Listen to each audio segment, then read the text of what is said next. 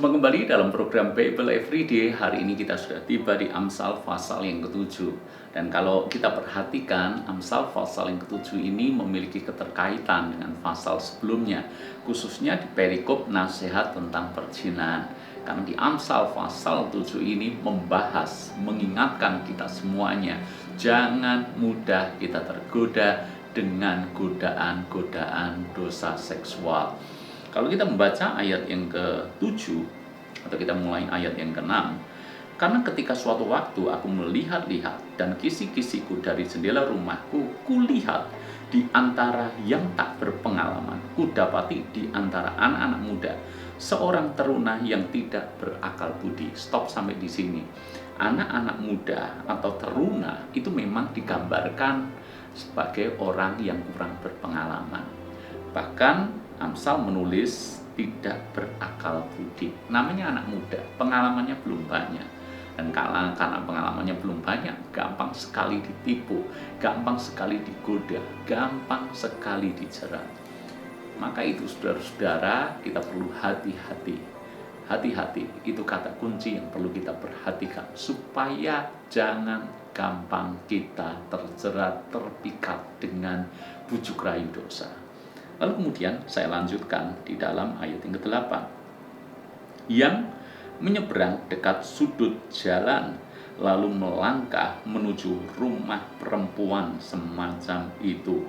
Jadi perempuan semacam itu maksudnya adalah perempuan tidak baik, perempuan tidak benar, perempuan pelacur. Ini berbicara tentang godaan dosa. Jadi anak muda ini, seorang teruna yang dikatakan tidak berpengalaman, tidak berakal budi, rupanya menyeberang dekat sudut jalan dan melangkah menuju rumah perempuan itu, justru mendatangi godaan itu. Maka hal pertama yang kita harus pahami, bahwa jangan sampai kita jadi orang yang bodoh. Hal yang kedua adalah jangan sampai kita justru mendatangi godaan. Karena itulah yang terjadi. Kenapa godaan itu akhirnya membuahkan dosa dan ujung-ujungnya adalah maut? Karena kita sendiri yang seringkali mendatangi dosa. Orang Jawa punya istilah, punya peribahasa, utuk marani sundu, ulo marani gebuk. Kita sendiri yang mendatangi masalah, kita sendiri yang mendatangi godaan. Harusnya dosa dijauhi, bukan untuk didekati. Dalam kasus ini justru didekati. Makanya kalau dosa sudah didekati, orang akan dengan mudah terpikat. Apalagi ini anak muda yang tidak berpengalaman. Ayat 9, pada waktu senja, pada petang hari, di malam yang gelap. Ini lebih lagi, karena malam hari merupakan gambaran tempat yang tersembunyi, tempat yang orang mungkin tidak banyak tahu, dan seterusnya. Ayat yang ke-10, maka datanglah menyongsong dia seorang perempuan berpakaian sundal dengan hati licik. Saya loncat ayat yang ke-13, lalu dipegangnya lah orang teruna itu dan diciuminya dengan muka tanpa malu. Berkatalah ia kepadanya, aku harus mempersembahkan korban keselamatan, dan pada hari ini telah kubayar nasarku itu. Rupanya ini hal yang sangat kontradiktif. Bagaimana mungkin seorang perempuan berdosa, perempuan pelacur, perempuan gak benar, dia berkata, aku harus mempersembahkan korban keselamatan. Seolah-olah dia ini rohani, seolah-olah dia ini wanita yang saleh. Bahkan dia bayar nasar, kurang saleh apa? Rupanya anak muda ini sedemikian mudah tertipu, hanya melihat penampilan luar. Oh, dia orang yang saleh, dia orang yang rohani. Maka dia lantas percaya begitu saja. Padahal di balik apa yang terlihat saleh rohani itu, begitu ada banyak kebusukan-kebusukan di dalamnya. Karena itu nasihat buat kita semuanya, termasuk Anda anak-anak muda. Jangan mudah kita terpikat dari apa yang tampak dari luar.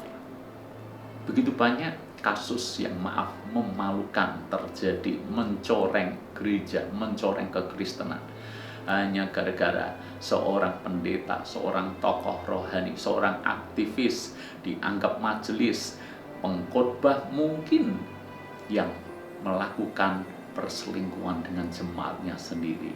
Bahkan ada seorang pendeta mencabuli jemaatnya sendiri. Bagaimana mungkin itu bisa terjadi? Rupanya seringkali yang dicabuli adalah anak-anak muda yang kurang berpengalaman. Dia lihat sosok pendeta yang tentu saja rohani, lalu kemudian pendeta ini membujuknya dengan bahasa-bahasa rohani yang kalau kita telaah sungguh tidak masuk akal. Dan ujung-ujungnya adalah pelecehan seksual. Itu sungguh memalukan. Karena itu nasihat ini berlaku untuk siapapun. Mari kita pendeta, mari hamba Tuhan, hati-hati dengan hidup kita. Janganlah kita melakukan dosa yang sangat memalukan ini, menggunakan kekuasaan yang kita miliki untuk memikat orang-orang yang tidak berpengalaman. Karena itu firman Tuhan hari ini kiranya menjadi pengingat buat kita semuanya. Hati-hati dengan dosa. Dosa bukan untuk didekati, dosa harus dijauhi. Itulah yang dilakukan Yusuf yang masih muda juga. Kalau dibilang berpengalaman, mungkin dia juga minim pengalaman. Tapi walau demikian, dia mengerti dosa tidak boleh didekati, dosa harus dijauhi. Tuhan berkati kita semua.